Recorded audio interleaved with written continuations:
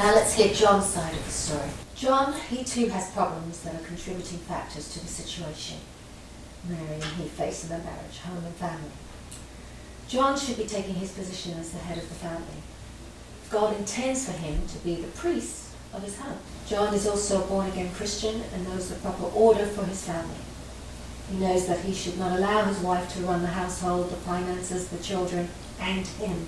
He knows all this, but he doesn't do anything about it except feel defeated, and he retreats into tediance to sport.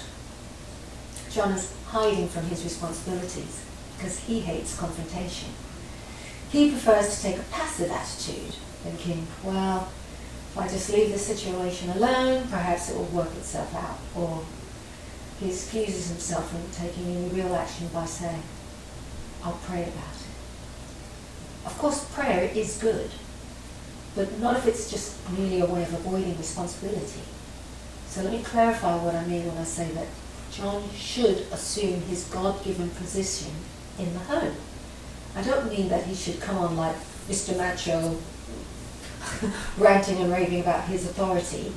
Ephesians 5:25 teaches that a man should love his wife as Christ loved the church. So John needs to take responsibility. And with responsibility comes authority. He should be firm with his wife, loving but firm. He should reassure Mary that even though she was hurt as a child, as she releases herself to God through trusting him, she will gain confidence that not all men are like her father was. And John should be doing a lot of things. But like Mary, he also has mindsets that open the door for the evil to hold him captive. So there's a battle going on in John's mind.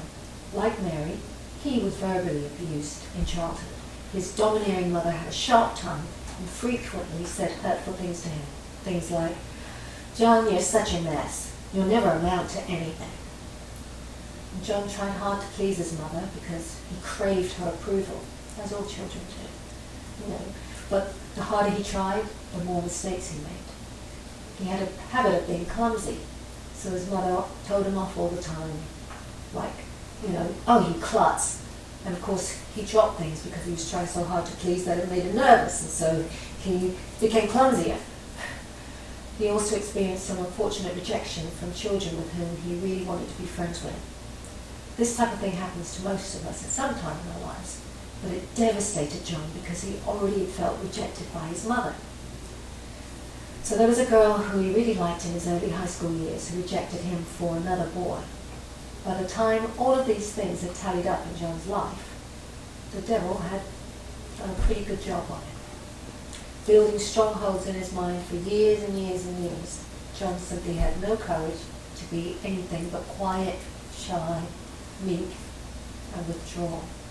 John's a low-key type of person who simply chooses not to make waves. He does not like drama.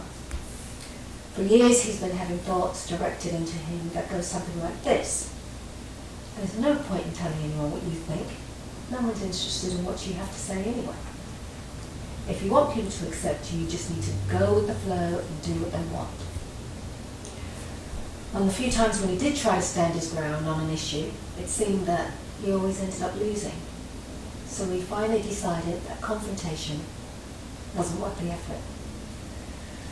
I'm just going to lose anyway in the end, he reasoned. So why even start anything?